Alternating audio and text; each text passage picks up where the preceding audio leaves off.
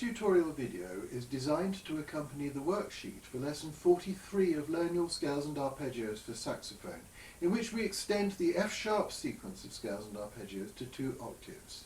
It is important that you follow all the instructions on the worksheet, as this video will not cover all that is required by itself. The saxophone was originally designed to extend from bottom B flat to top F natural, a compass of 2 octaves plus a perfect fifth.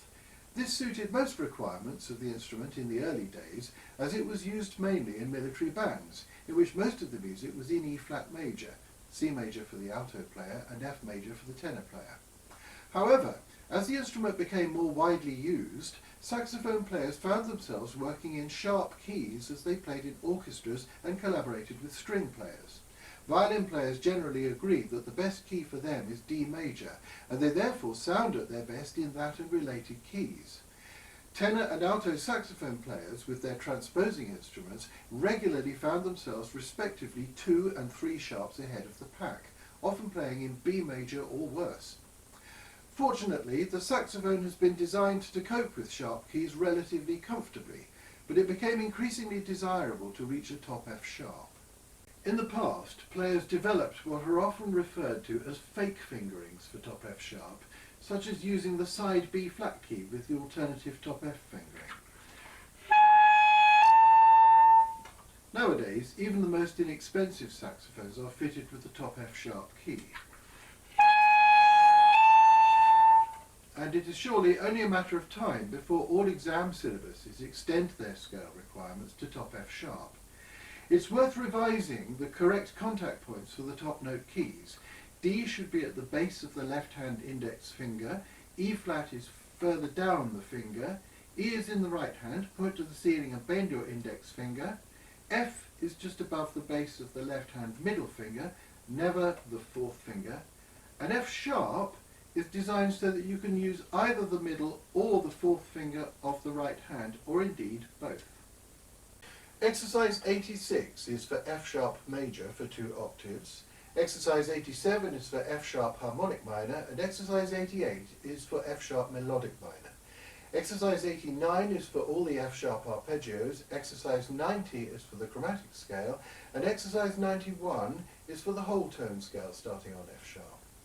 Here is the full F sharp sequence for 2 octaves.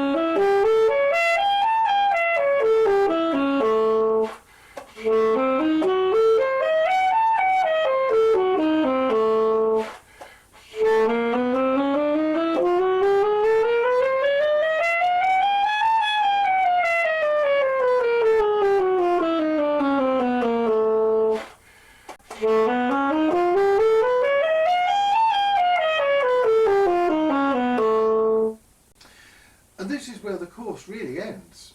Practice Band 43 consists of all the material in this lesson plus the other 11 sequences, divided into one group of 5 and one of 6 to practice on alternate days. But we don't quite part company yet. Lesson 44 doesn't aim to provide detailed instruction, but sets out some avenues you can explore if you want to develop your scale playing further, and includes more than 300 new fingerings to take you more than an octave above the range you have so far covered.